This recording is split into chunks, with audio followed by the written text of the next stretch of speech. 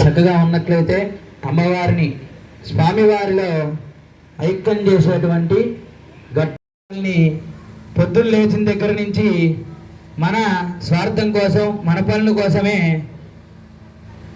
జీవనం సాగించడం జరుగుతుంది.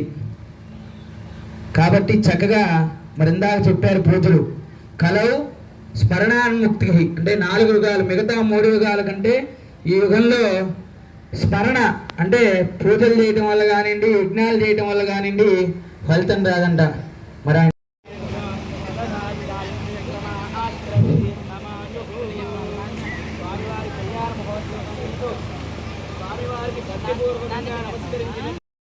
నూతన వస్త్రాలు సమర్పిస్తున్నారు.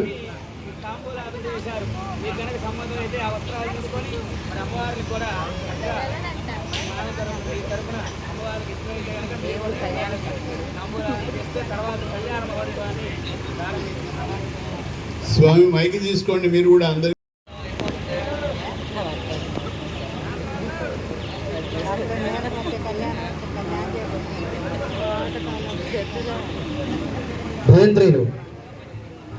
అద్భుతమైన పుష్పమాలలు అలంకరించుకొని స్వామివారు నవమన్మధుల్లాగా ప్రకాశిస్తున్నారు. పెళ్లి కుమారుడు ఎంత శోభగా ఉంటారో లోకానికి అంతటికీ కారకుడైనటువంటి ఆ స్వామి శ్రీకృష్ణ పరమాత్ముడుగా జనార్దనుడుగా నూతన వస్త్రధారణతో మనందరికీ ఆనందం కలిగిస్తున్నారు.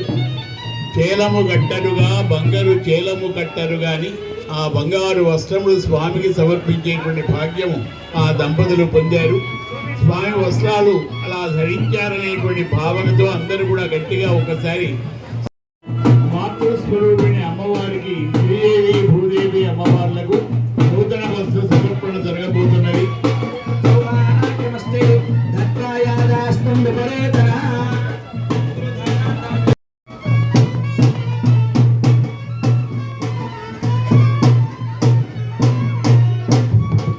నమస్తేస్తు మహామాయే శ్రీపీఠే సురపూజితే శంఖచక్ర గదాహస్తే మహాలక్ష్మి నమోస్తుతే.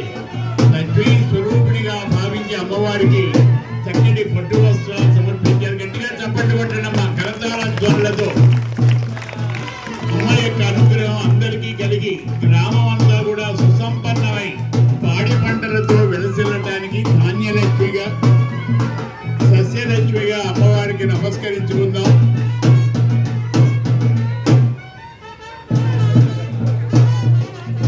అద్భుతమైనటువంటి అమ్మవారికి ఇష్టమైనటువంటి రంగుతో ఇంకొక అమ్మవారికి శ్రీ గ్రామ క్షేమం జరగాలి, గ్రామ కళ్యాణం జరగాలి. కళ్యాణం అంటే శుభం. సంపన్నమైనటువంటి అది బ్రాహ్మణ శ్రీనివాసాయ మంగళం మంగళం కౌసలేంద్రాయ మహనీయ గుణాబ్దయే చక్రవర్తి తనూజాయ సార్వభౌమాయ మంగళం. జనార్దన స్వామికి జై. జయ జనార్దన.